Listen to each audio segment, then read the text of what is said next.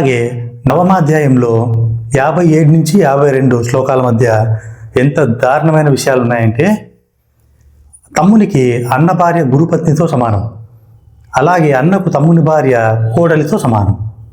సంతానం లేదు అనే కారణంతో తప్ప వేరే ఏ కారణంతో కూడా వీళ్ళ భార్యలతో వాళ్ళు, వారి భార్యలతో వీళ్ళు వెళ్తే పాపం కలుగుతుంది.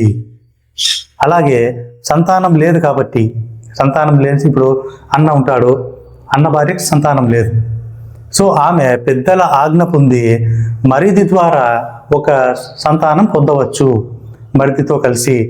అలాగే ఈ తమ్ముని భార్యకి సంతానం లేదనుకోండి, ఆమె బావ అంటే భర్త అన్న ఆయనతో కలిసి సంగమించి సంతానం పొందొచ్చు. పెద్దల ఆజ్ఞ అనుమతి మేరకు వాళ్ళు ఏం చేయాలంట, అన్న కానీ లేదా తమ్ముడు కానీ ఒంటి నిండా నూనె పోసుకొని ఆ స్త్రీ దగ్గరికి వెళ్ళి మౌనంగా సంగమించి ఒక పుత్రుడిని కనాలి, ఒక సంతానమే కనాలి. కొంతమంది ఇద్దరిని కూడా కంటారంట.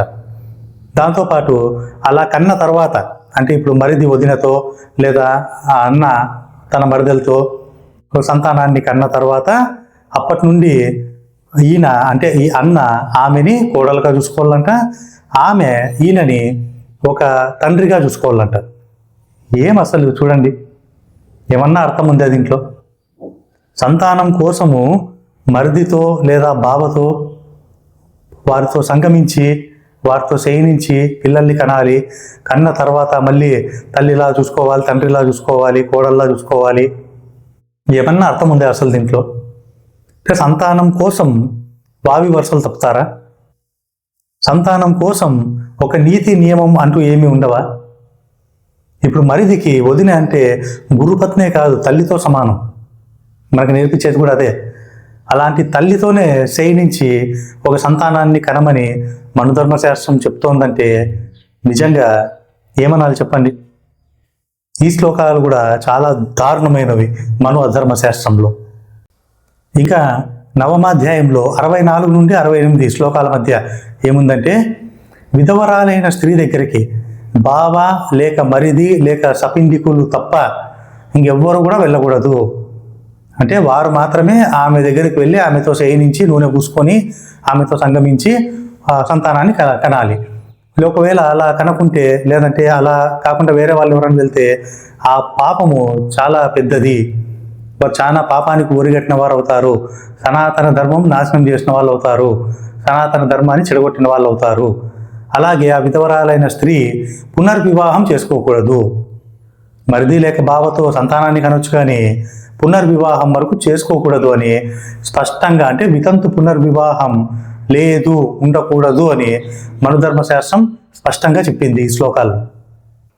అలాగే నవమాధ్యాయంలో 80 నుంచి 83 శ్లోకాలు ఒకసారి మనం గమనిస్తే, భర్త తన భార్యను ఏ ఏ కారణాలతో వదిలిపెట్టొచ్చో దాంట్లో వివరించారు.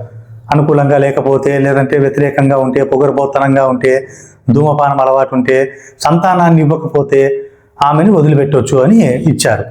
మరి అదే రూల్ ఇక్కడ మగవానికి ఎందుకు అప్లై చేయలేదు?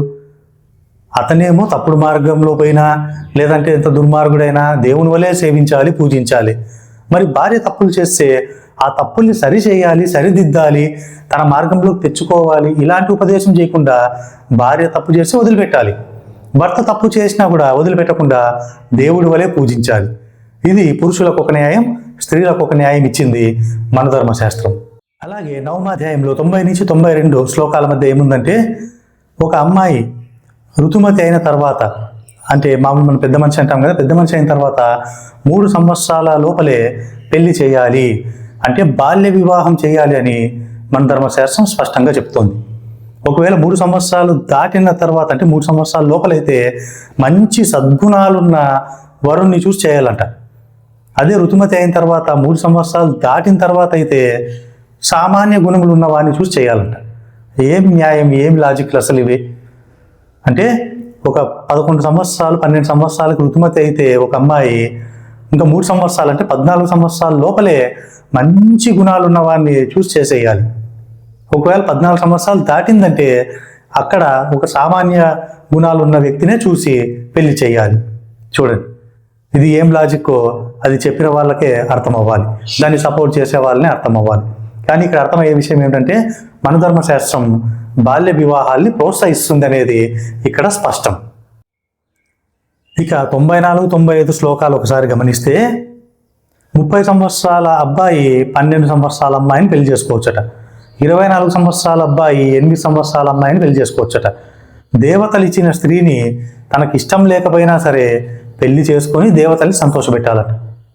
ఇది ఏమి రాంగ్ లాజిక్ నాకైతే అర్థమే అవడం లేదు. ఇది రాసిన వాళ్ళని ఏమనాలి, చెప్పిన వాళ్ళని ఏమనాలి? చెప్పే దాంట్లో కొంచెమన్నా న్యాయం ఉందా చెప్పండి? అంటే బాల్య వివాహాల్ని మనుధర్మం ఖచ్చితంగా సమర్థిస్తోంది, ప్రోత్సహిస్తోందని ఈ ఇందాక చెప్పిన పై వాక్యాలే ఉదాహరణ. కాబట్టి ఇది చాలా నీచం చెప్పాలంటే. ఎందుకంటే ఎవరు పెళ్లి చేసుకోవాలో నిర్ణయించుకునే హక్కు అమ్మాయికి ఉంది.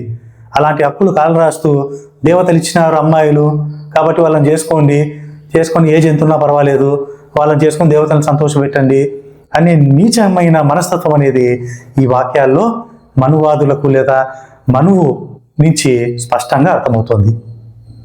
334-335 శ్లోకాల్లో ఏముందంటే శూద్రుడు బ్రాహ్మణునికి సేవ చేయాల్సిందే, అదే అతన్ని స్వర్గానికి తీసుకువెళ్తుంది, అదే అతనికి మోక్ష మార్గము. అలా ఎలాంటి అహంకారం లేకుండా, పరుషంగా మాట్లాడకుండా, అంటే దాస్యభావంతో, బానిస స్వభావంతో బ్రాహ్మణునికి సేవ చేస్తే మరుసటి జన్మ ఉత్కృష్టమైన జన్మ అంట. అంటే ఇప్పుడున్న శూద్ర జన్మ కంటే ఇంకా ఉన్నతమైన జన్మ అతనికి లభిస్తుంది అని ఆశ పెడుతున్నారు, భయపెడుతున్నారు, బెదిరిస్తున్నారు మనుధర్మశాస్త్రం ద్వారా. అంతే కదా? అంటే శూద్రునికి బ్రాహ్మణ సేవ తప్ప ఇంకా వేరే ఏ పని ఉండకూడదనే, వేరే ఏ ఆలోచన రాకూడదనే. బ్రాహ్మణ సేవ కూడా కాదు అది, బానిసత్వం చెప్పాలంటే. ఆ బానిసగా నువ్వు బతుకు, వచ్చే జన్మలో ఈ జన్మ కంటే కూడా ఇంకా మంచి జన్మలో, అంటే మంచి జాతిలో పుడతావు నువ్వు అని మన ధర్మశాస్త్రం చెప్తోంది. చూడండి, 10వ అధ్యాయంలోనే 129వ శ్లోకంలో ఏముందంటే శూద్రుడు తన శక్తి మేర ఎంత ధనం సంపాదించినా దాచకూడదంట. అలా దాచి బ్రాహ్మణులను బాధ పెడుతున్నాడంట. చూడండి, అతను కష్టపడి, అతను శక్తి ఉపయోగించి, చెమట ఓడ్చి ధనం సంపాదిస్తే అది కూడబెడితే బ్రాహ్మణులకి ఎందుకు బాధ? అంటే అతని అంతస్తు పెరుగుతుందనే, అతని స్థాయి పెరుగుతుందనే, మాతో సమానంగా ఎదుగుతాడనే, ఇక వాడు మన దగ్గర బానిసగా ఉండడనే, మనకి దాస్యం చేయడనే. ఇదే భృగు మహర్షి మనువు మాటల్లో స్పష్టమవుతోంది. అంటే శూద్రుడు డబ్బు సంపాదించాలి కానీ ఖర్చు పెట్టేసేయాలి, కూడబెట్టకూడదు. అప్పుడే అతని స్థాయి అంతే ఉంటుంది, బానిసగానే ఉండొచ్చు, దాస్యమే చేయొచ్చు, బ్రాహ్మణుని కిందే అణిగి మణిగి ఉండొచ్చు అనే ఒక కుట్రతో కూడిన ఉద్దేశంతోనే ఈ మాటలు ఈ శ్లోకాల్లో చెప్పారని నాకు అర్థమైంది. 10వ అధ్యాయంలో 3-4 శ్లోకాలు ఒకసారి గమనిస్తే బ్రహ్మ ఉత్తమాంగం నుండి, అంటే ముఖం నుండి పుట్టి తర్వాత అతని యజ్ఞయాగాదులు ఇవన్నీ చేయడం వల్ల బ్రాహ్మణుడు మిగిలిన వర్ణాల వారికి ప్రభు అగుచున్నాడు. అంటే బ్రాహ్మణుడు క్షత్రియ, వైశ్య, శూద్ర వర్ణాల వారికి ప్రభు అవుతున్నాడు. అలాగే శూద్రుడు 4వ జాతివాడు అవుతున్నాడు. ఈ 4 వర్ణాలు తప్ప ఇంకో వర్ణం లేదు అని మనుధర్మం చెప్తోంది. అంటే ఇందాక అదే నేను చెప్పింది, ముఖం నుండి పుట్టాడు కాబట్టి బ్రాహ్మణుడు గొప్పవాడు, మిగతా వర్ణాల వాళ్ళకంటే శ్రేష్ఠుడు, మిగతా వర్ణాల వారికి ఇతను ప్రభువు. అంటే మిగతా 3 వర్ణాల వారు కూడా ఈయన కింద ఉండాలి, ఈయన చెప్పినట్లు వినాలి అనే కదా వీళ్ళ ఉద్దేశం. అది ఇక్కడ స్పష్టమవుతోంది ఈ శ్లోకాల్లో. 10వ అధ్యాయంలో 51-57 శ్లోకాలు నిజంగా నీచంగా ఉన్నాయి. ఎందుకంటే ఇక్కడ చండాలుడి జీవితం గురించి వర్ణించడం జరిగింది. అతను ఊరి బయట ఉండాలని, సరిగ్గా తిండి ఉండదని, తినడానికి వండుకునేకి పాత్రలు ఉండవు, కుక్కలు, గాడిదలు ఇవే అతని ధనము. ఇలా అతని జీవితాన్ని చాలా నీచంగా వర్ణించడం జరిగింది. నిజంగా చండాలురు అంటే అంత చండాలంగా ఉంటారా? అంత నీచంగా ఉంటారా? ఇదేనా సమానత్వాన్ని, మానవ ధర్మాలను, మనిషి ఏ ఏ పనులను చేయాలి అన్న బోధనలున్న మనుధర్మశాస్త్రం అంటే ఇదేనా? నాకు చాలా ఆశ్చర్యం వేసింది ఇది చూసినాక. అందుకే ఈ శ్లోకం గురించి నేను ఎక్కువగా చెప్పదలుచుకోలేదు. మీరే రెఫర్ చేసుకోండి. 51-57 శ్లోకాలు 10వ అధ్యాయ భాగంలో.